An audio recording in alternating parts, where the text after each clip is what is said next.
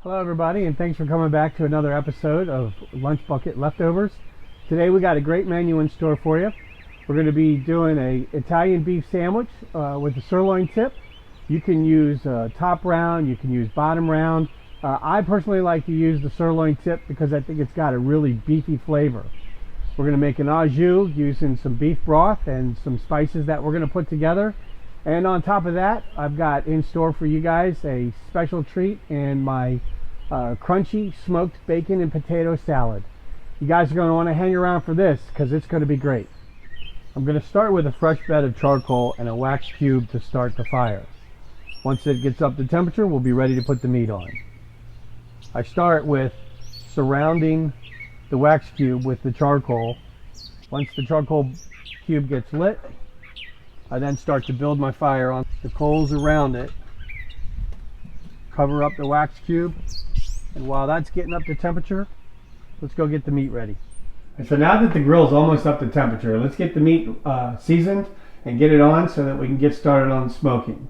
We're going to start with our basic rub. Things that I have in my cabinet: paprika, salt, red pepper, cayenne, black pepper, Italian seasoning, rosemary leaves, cinnamon, garlic powder, and last but not least, brown sugar. So it should only take a few more minutes before the grill is ready, and then we'll be ready to smoke. All right, so now that the grill is up to temperature, it's right now registering at about 300 degrees. We're going to let it stabilize while we get the sirloin tip prepared. My friend Scott from Hedge Apple Farm got me set up with this real nice sirloin tip. It's about 3.5 pounds. You can see one of the reasons why it makes it so good is because of all the marbling in the meat. This is what you would find in something similar to like roast beef. And when we're finished with it, it's going to be absolutely fantastic. But for right now, I'm going to get this fat trimmed off and get rid of some of this silver skin. And then we'll be all set, ready to put it on the smoker. First thing we're going to do when we're trimming the meat is I'm going to cut loose these strings that are holding it together. And a lot of this fat's just going to pull right off, as you can see. And it's just very, very beefy, pillowy fat. It's going to be filled with flavor. So we're going to put it into this pan because we're going to have a special use for it. And then the rest of this stuff that's coming off, you can see it's the silver skin, this slimy casing on the outside of the meat. It's just pulling right off, much like if you were taking off the membrane when you're doing pork ribs. Okay, so as you can see, we didn't really take a whole lot off, just on the outer surface. Just enough to get rid of any of the excess fat and the silver skin, but you can see why sirloin tip is such a beautiful piece of meat. All that marbling on the inside, that is going to be absolutely fantastic. All right, so now that we have this beautiful piece of meat cut and trimmed and ready to get seasoned, the smoker is up to temperature. We're going to smoke it at 300 degrees. I figure to get to the 130, 135 medium rare temperature that we're looking for, it's going to be about an hour and a half, maybe 2 hours at the most. So let's go ahead and get the meat seasoned, and then it's time to get on the grill. Basically what we're going to do is we're going to take the sirloin tip in this pan. Don't worry too much about any excess seasoning, because it's all going to get mixed in with the au jus that we're going to place on the meat once we're finished cooking.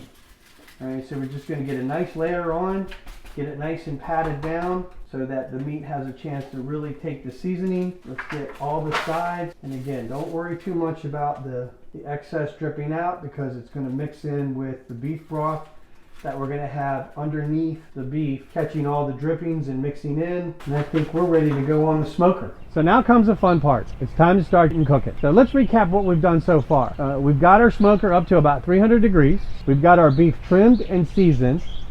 We've got some seasoning in the pan along with some fat that we're going to mix into the beef broth. And let's get the grill assembled and let's get started. So we're going to start with a piece of pecan. We want something that's nice and smoky, something that'll give us a nice big flavor.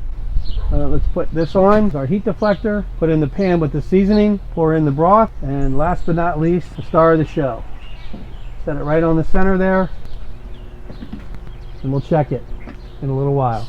Somewhere along the way, the temperature started spiking and it got up close to about 400 degrees. So I had to close off the bottom vent, And then I also had to basically just crack this one to keep my temperatures from getting way out of control. Now that I got it back under control, let's take a look at it and see how it's doing. It's looking pretty good. We still have about a meat internal temperature of about 73 degrees, so it's looking really good. It doesn't look like it's dried out because of the temperature spike, so I think we're okay. Sometimes when a temperature starts to spike up the way that it does, it's always helpful to just burp the smoker. You can simply do that by opening and closing to allow the temperature to start to bleed off, and that will help you get your temperature back under control so that once you get back down to where you want it to be, it doesn't shoot right back up again. And that happens.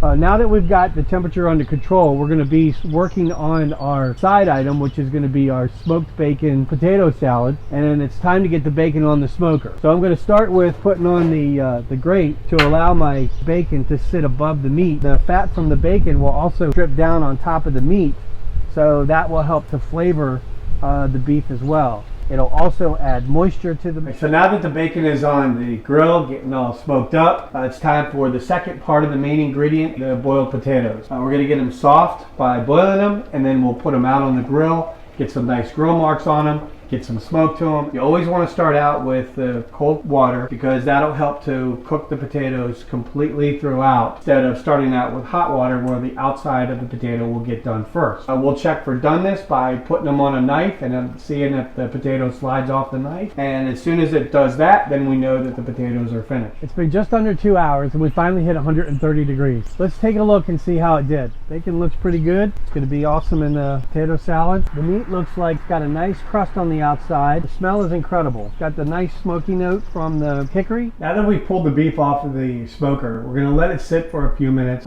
In the meantime, we'll also get the potatoes go on the grill. As the meat dries, it's starting to develop that nice hard crust on the outside. And also, the reason why we did that was because we want to seal it in any of the flavoring that we put into the meat. And we want to try to form as tight a pocket as we possibly can. Now that the potatoes are boiled and they're nice and soft, it's time to get the grill marks and the smoke to them. So let's go ahead and get them all diced up and get them out on the grill.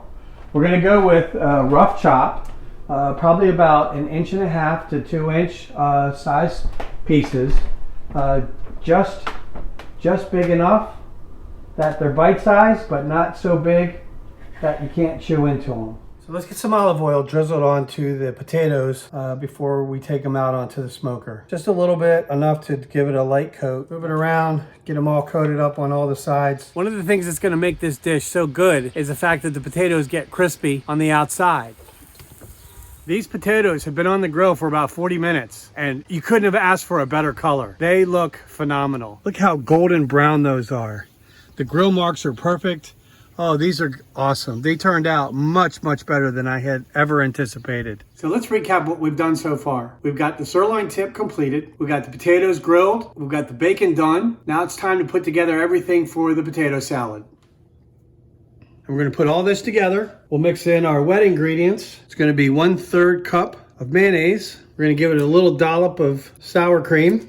For some tartness, we're gonna add in a tablespoon of pickle juice. And we're just gonna mix all this together. Add in a handful of some cheese, and then we'll sprinkle some bacon on top. And this is what you call done. So now that we're coming to the end of our cook, I've got the au jus back in the crock pot. It's getting nice and hot. We're gonna take some red and yellow peppers and grill them up. We're getting to a point where the vegetables have been on for a while, but we don't wanna overcook them. So let's take a look and see how they're doing. Okay, they're nice and warm. They're tender. I'd say these are ready to be pulled. So we've had this sirloin tip in the refrigerator all day. We put our vegetables on the grill and got them nice and roasted. We've got our potato salad. So let's cut into it and see how it turned out. On this type of meat, you want to try to slice it as thin as you possibly can, almost to the point where you're shaving it.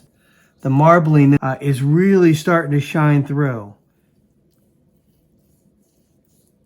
And I think we got enough to put into a sandwich. I've already got some rolls here that I got from a bakery. But before we do that, I'm going to take a taste and see how this turned out. It came out wonderful. Nice and beefy, real juicy. I think that if you decided to make this recipe, you're gonna be very pleased. All right, that should be enough for one sandwich. Now let's go ahead and get it into the au jus and let's see how it turned out. Nice thing about the au jus is that it reheats the beef. It also helps those folks that don't like rare meat to get it even a little bit more done. And it's looking pretty good. This has just been in for just a few seconds. Put a few of the peppers in, just enough to dunk them. Tell me that's not a sandwich. Look at that.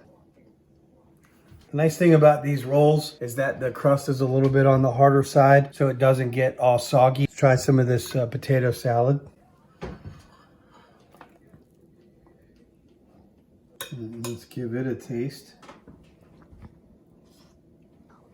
The smokiness from the grill, the savory from the bacon and salt, mixed in with all the vegetables and the cheese, really turned out a really awesome side dish. Okay, so we've taken something relatively simple, nice piece of sirloin tip. We roasted it. We got it up to about 130 degrees on the smoker. We then put it in the refrigerator and let it set. Seasoning had sealed it off so that all the juices stayed in the meat. When I pulled it out of the aluminum foil, there was almost no drippings. So that told me that I was gonna have a nice, juicy, tender piece of meat. Once I cut into it, that's exactly what I got.